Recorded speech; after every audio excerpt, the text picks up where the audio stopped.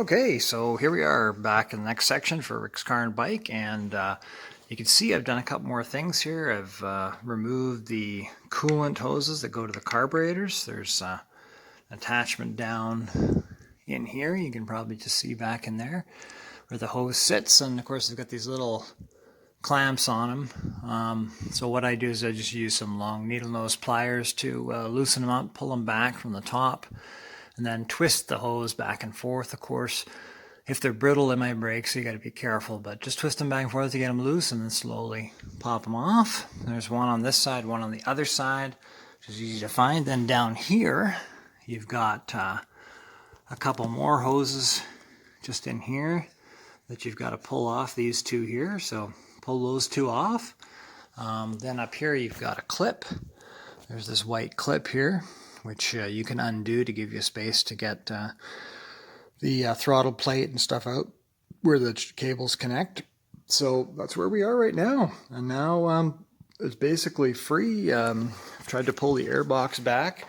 What you can do is put the hold down bolt back in the top here, just kind of loosely. Pull the airbox back as far as you can. Just really squeeze that back to give yourself enough clearance. Tighten up the bolt to hold it.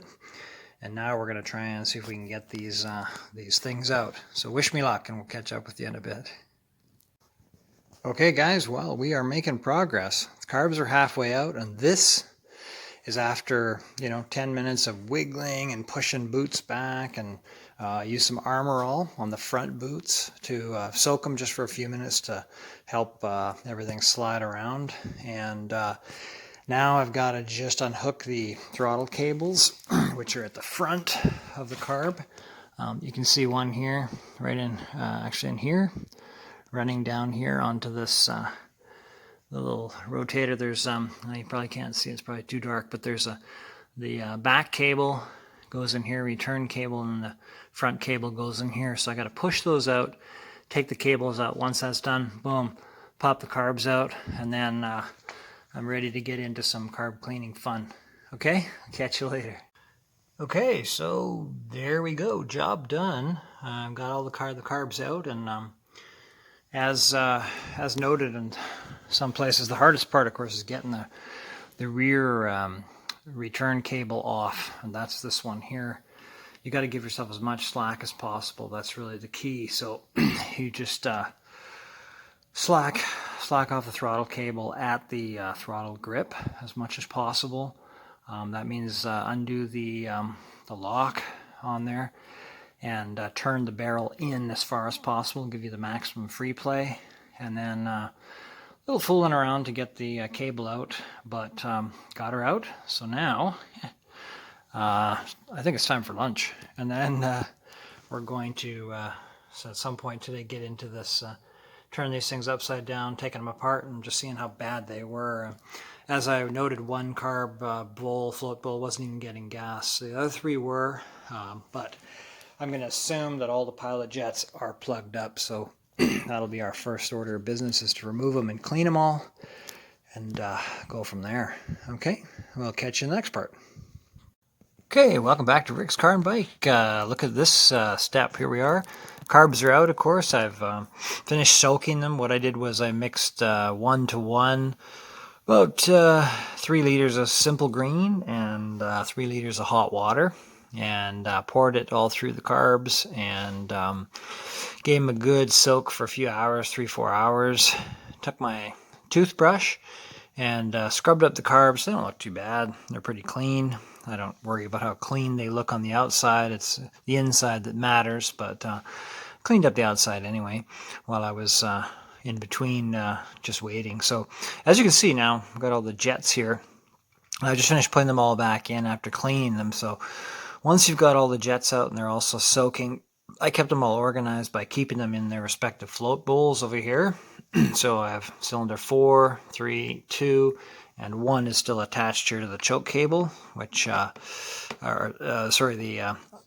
idle cable. It turns the idle up and down, so that was from cylinder number 1. So I just kept everything organized in each of their own float bowls. So once you get these jets out, they just unscrew, just a flathead screwdriver takes them out easily. And then you can, the key here is that you have this being the largest jet, then this one has a fairly small hole but easy to clean. This one is the pilot jet, and this one's responsible for that low RPM running, so idle and just off idle. So basically, this one is the tricky one. Now, what I found was this jet here was basically clear. It wasn't too bad on all the carbs, but these two jets in particular were pretty much plugged pretty good. So I took a guitar string, the high E string, and that would run through this one. It was too big. The one I had was too big to run through this one. So what I did was I took a little piece of a wire brush. I took a wire brush and just pulled out one of the pieces. So here it is. See if you can see it. There it is right there. You can barely see it, but there it is. And it's nice and small. So then I used that to clean out the pilot jet here.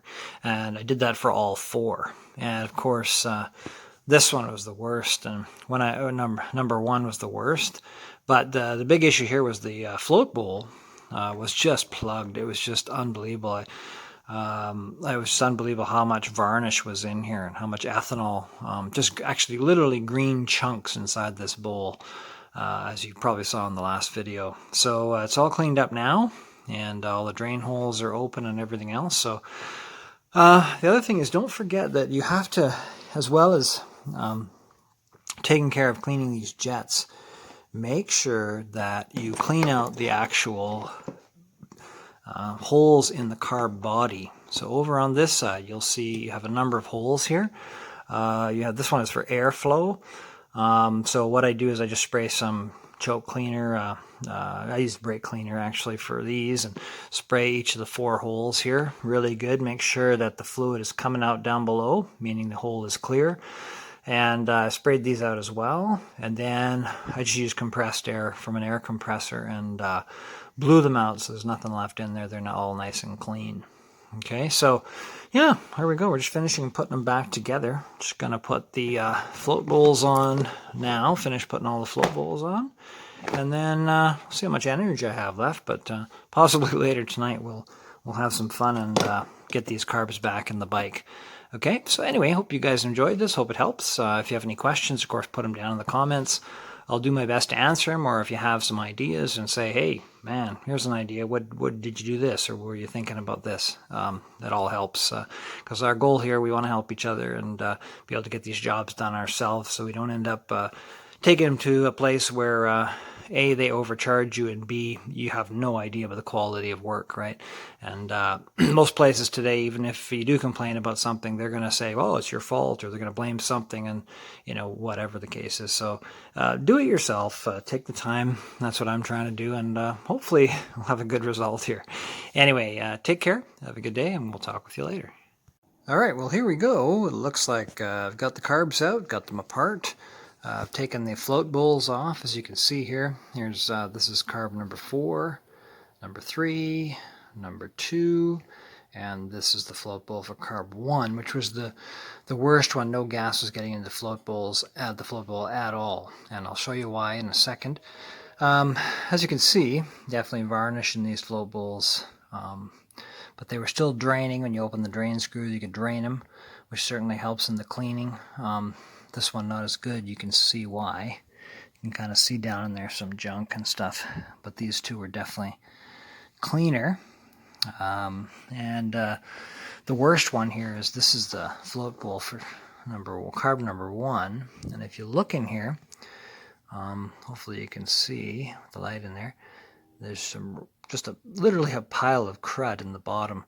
You know, varnish that's been broken off, partly as a consequence of the cleaner I put in there. It was really strong and cleaned a bunch of that varnish off, which of course continued to plug the carb. So at a certain point, all these cleaners are useless. I mean, you gotta just pull the carbs, take the float bowls off, give everything a good clean, and I'm gonna soak these for a while and brush them out so they're nice and clean. And if you look at the jets, the corresponding cylinders and carburetors, there's number 4, as you can see. You can see how dirty those jets are, how gunked up they are. So I'm going to take those out, to be able to soak them and give them a good scrub as well. That's there's carb number 3. That's pretty bad. Carb number 2, and of course there's carb 2 and carb 1 over here, and you can see quite a mess. Yuck. I'm going to get that cleaned up so they look like new, and what I'm going to do is I'm going to use the simple green soak. I've looked at a bunch of things on how to do this, and I think the best strategy here is to boil some water and mix it 1-to-1, 1 part boiling water, 1 part simple green. I got about 3 liters here, and I'll add about 3 liters of water, fill up this tub, and let it soak for a little while, a few hours, maybe agitate it once in a while, close the lid, shake it up here and there, and and see how that goes. Leave it for a while, and then eventually I'll clean it all, brush it all off with the toothbrush, get the carbs nice and clean on the outside and hopefully inside, and then maybe take a little guitar string, a high E, and run it through some of the smaller passages very, very carefully to make sure I don't damage anything, and then blow everything out with compressed air. Once I rinse it good, and then blow everything out with compressed air to dry it up, and see how it looks from there. Anyway, hope you guys are doing well. Good luck with your project, and we'll talk to you later.